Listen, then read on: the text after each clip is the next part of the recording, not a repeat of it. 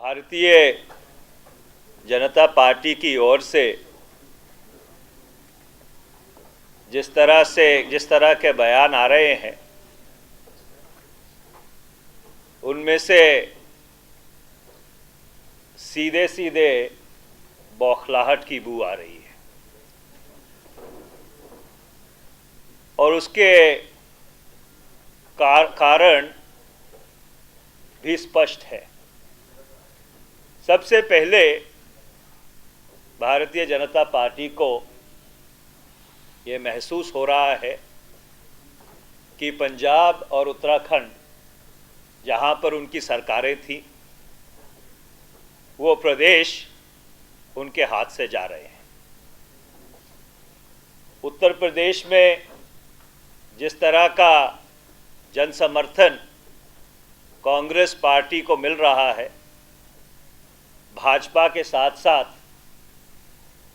Samajwadi party और बसपा की भी हवाइयाँ उड़ी हुई हैं। गुजरात, जिसे भारतीय जनता पार्टी हिंदुत्व की लेबोरेटरी मानती रही है,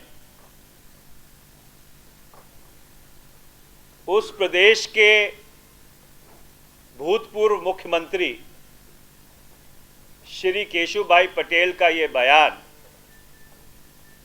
कि उनके समुदाय के लोग गुजरात में अपने आप को असुरक्षित महसूस करते हैं, गुजरात की वास्तविकता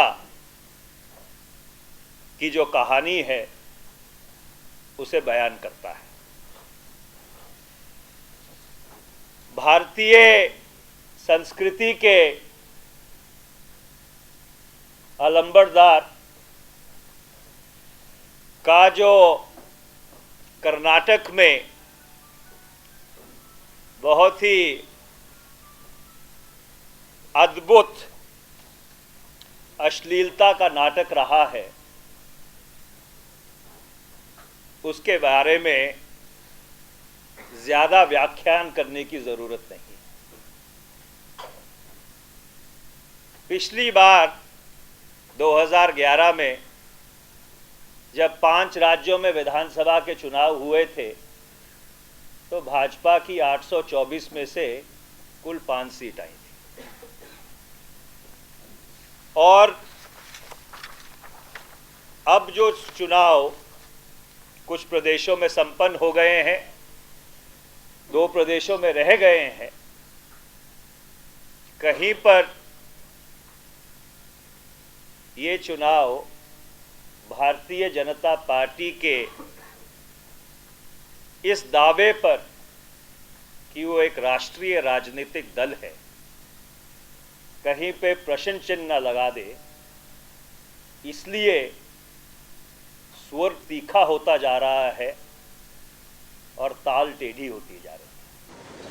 So, is there anyone need for anyone to go home? In your case, all of us are. in your what party has associated? I think we try and stretch every issue to a limit. Once the party has spoken about a particular issue, and as I said, both very succinctly and explicitly, we've laid down our position. We've reiterated our respect for the Election Commission. So I think the matter should be really left there. Manish ji, BJP का आरोप है कि जानबूझकर कांग्रेस बना रहे हैं और जो आने वाले दिनों में जहां पर कम्युनल लाइन पर मतदाता। देखिए, भारतीय जनता पार्टी का ना ही नैतिक औचित्य और ना ही राजनीतिक परिप्रेक्ष्य से ये कहना बनता है कि कोई और राजनीतिक पार्टी देश का सांप्रदायिकरण कर रही है, क्योंकि जिस दिन से ये देश बना है तब से लेकर आज तक अगर कोई ऐसा राजनीतिक दल है जिसने सांप्रदायिकता का भारत के राजनीतिक जीवन में विष खोलने की कोशिश की है, वो भारतीय जनता पार्टी। तो इसलिए बेहतर ये रहेगा कि वो अपने खुद के गिरेबान में झांक कर देखें। और जैसे मैंने पहले कहा था कि जिस प्रदेश के पूर्व मुख्यमंत्री को सार्वजनिक तौर पर यह कहना पड़े कि मेरे समुदाय के लोग अपने आप को गुजरात में असुरक्षित समझते हैं,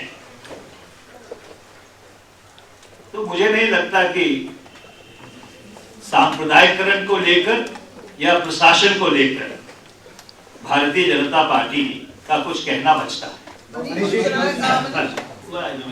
शरद पवार ने तो राहुल के बारे में कहा था, मनीष का और बयान आया राहुल ने अपने आप को परिस्थितियों में झोंक डाला है। उनके पॉलिटिकल कैरियर के लिए ये परिस्थिति आपके सफल आपके फेवर में नहीं, जोखिम भरा हो सकता है। देखिए, मैंने श्री मणिशंकर अय्यर जी का बयान आज अखबार में पढ़ा है, और जिस तरह से आपने उसको समझा है, मेरी वो समझ नहीं, तो इसलिए इस बात को यहीं पे छोड़ देना चाहिए। there was a question back there. I just wanted to continue with that question. Priyanka ji ने आज बोला है कि जो भी सलमान जी के व्यूज थे वो उनके अपने व्यूज थे, और ईसी अपने व्यूज जाहिर करने में फ्री है। EC can present its own views, but Salman ji views are correct from his side. तो आपका क्या कहना है, जो पार्टी की पोजीशन है उससे प्रियंका जी हट के एक तरह से पैरवी कर रही है सलमान खुर्शीद की, उनकी साइड ले रही है? And again, I think there's a gap in the manner in which you've appreciated that statement, and in my limited understanding, I have understood that. I don't think that was either the context or the object of the statement. I think the statement was very clear and self-speaking. And if I remember it correctly, what she indeed did say was that in an election, at times, certain things happen, but it is all. Well, I am trying to answer your question. I listened to you very patiently. I think you should at least accord me the same patience. So therefore, what she was essentially trying to say is that AICC, it's something which, has to be resolved really between the two of them. So I think we need to really understand it in the correct context. Manish, one is, what is the Congress Party? Does the Congress Party have a view on the quota for one? How much should it be? And has the party taken a view? Is there anything that you can say? Secondly, is there any precedent of a minister, cabinet minister being given a picture by election commission, and what follows up? If you would just enlighten us on that. I think insofar as your first question is concerned, the government has already taken a view on that. The government's view is very clear. They've come out with a notification, and if I remember correctly, it talks about 4.5% within the 27%. So I don't think there is any ambiguity on that score at all. And insofar as your second question is concerned, I'm sorry, I'm a little jet lagged here. So, the second question is there any precedent that if the EC gives this picture to a cabinet minister, then what happens?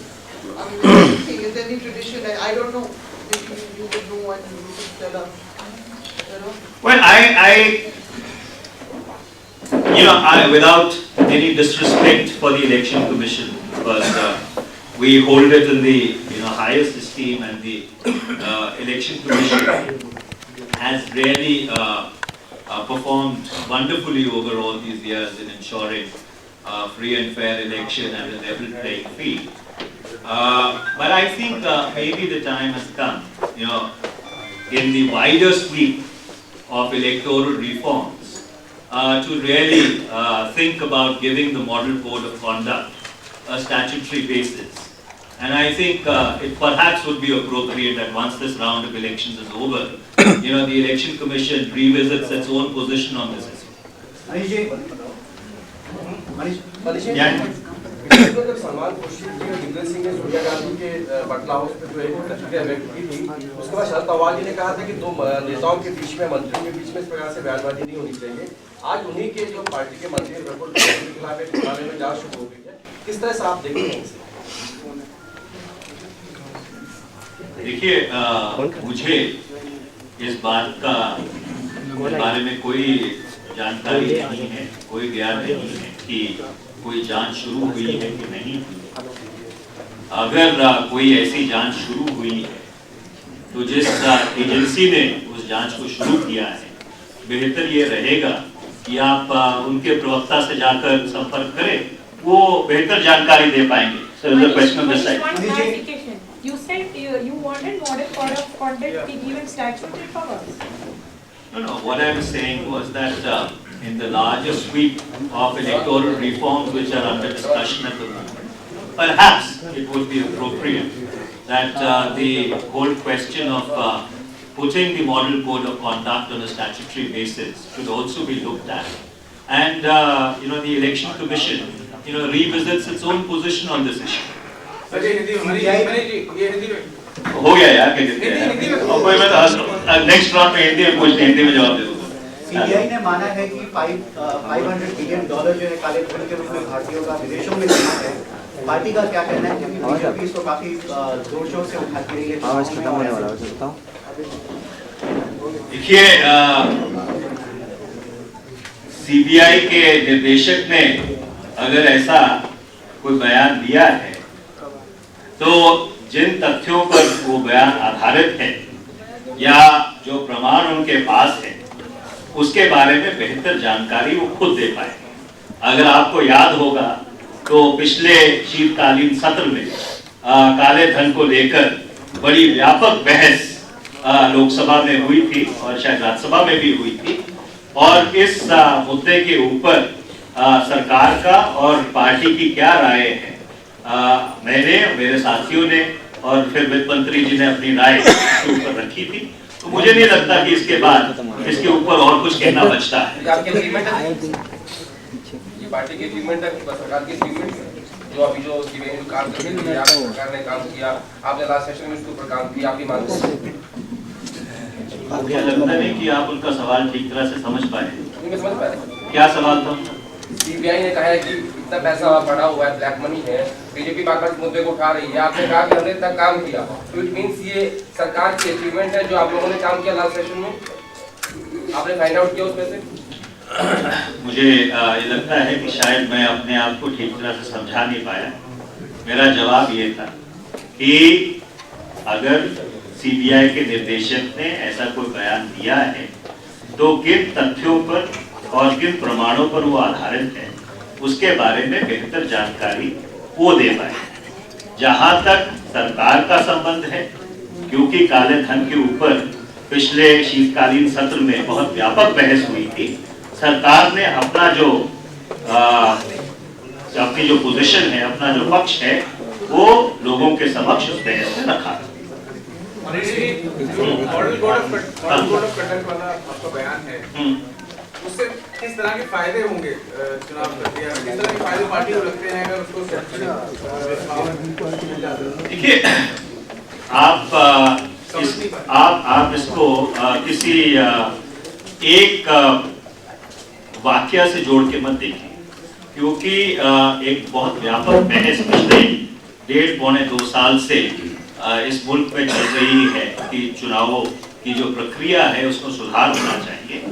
उसी के संदर्भ में हमने ये बात आपके समक्ष रखी है कि जो एक मॉडल कोड ऑफ कॉन्डक्ट है, जिसको इलेक्शन कमीशन एडमिनिस्टर करती है और जिसके कारण ये माना जाता है कि इस देश में निष्पक्ष चुनाव हुए हैं, कि शायद इस बात के ऊपर भी एक बहस होनी चाहिए, चिंता करने की जरूरत है कि क्या इसको कानूनी अमली जामा पहनाना चाहिए।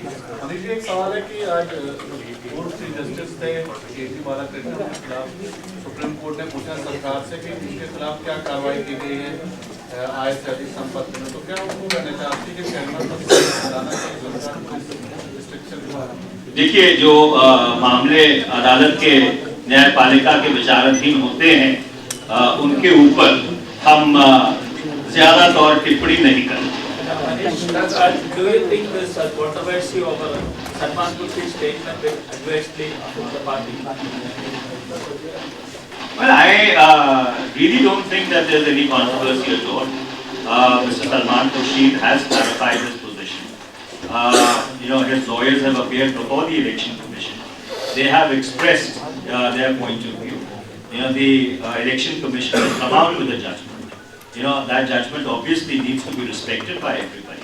So therefore, I think, it's perhaps appropriate that in view of the fact that the Election Commission has spoken, that this matter should now be allowed to abate. Isn't there a bit of a double speak? You have General Secretary here saying that everyone in the Congress should respect constitutional bodies like Election Commission. On the other hand, you have Salman Khurshid, you have Digvijay Singh, you have Jaiswal, everybody defending, saying what Salman Khurshid said is nothing wrong. He only merely repeated what the manifesto contains. Obviously, these are points that were made, argued, debated in front of the Election Commission. The Commission was certainly not convinced by this argument, and that's why they passed this order of censuring the minister. Thereafter, the minister repeats his stand. He is defended by several of your Congress MPs and leaders from UP, and your party General Secretary says something very different. The chairman of the media at the Congress. Is there a double speak? Is this a strategy? Manish, added to this, added to that, I just would like to know, I'm a bit confused about the party stand as a whole on the reservation issue. Could you please clarify the party stand on minority reservation issue? I think, those two questions are apples and pears, but I'll address the apples first and come to the pears later. I don't think it's either a double speak or a triple speak or a conspiracy as you possibly see it. I think, or a strategy as my friend Subodh rightly corrects me. So, I think it needs to be really understood in a perspective. The perspective is that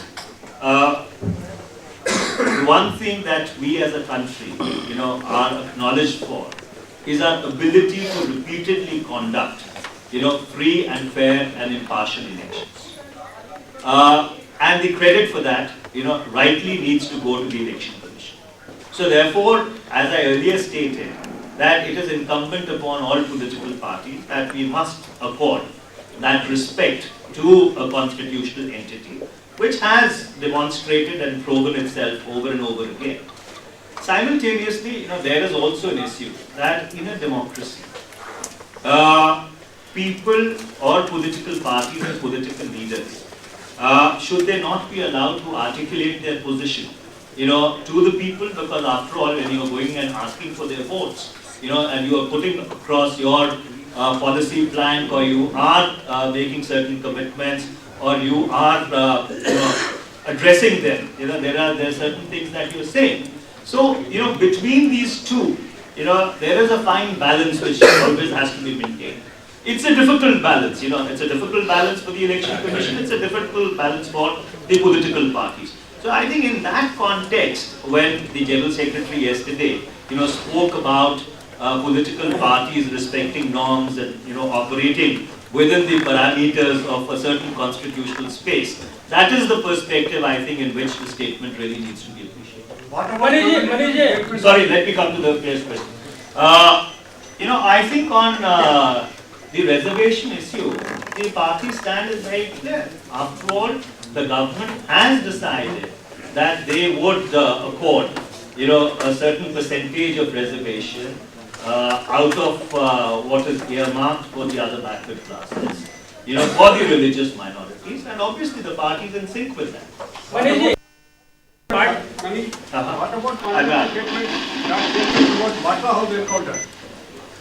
What about contradictory statements of your party leaders on Batra House encounter?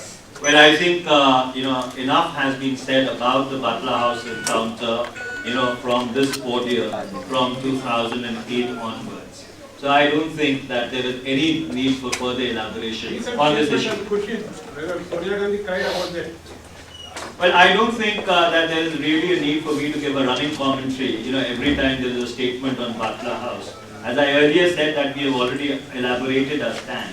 And insofar as that particular statement is concerned, Mr. Khurshid has already clarified that statement. Other people have already spoken about it. Did she cry or not? But I think Mr. Khurshid has already clarified, that his statement was taken out of context. Other people have also expressed their views. So I don't think that, we should stretch it beyond the point. Venkat? You defended your party and Salman Khurshid so far. As a little said about your spokesperson of the Congress party, as an Aam Aadmi, what do you feel about Salman Khurshid's attitude?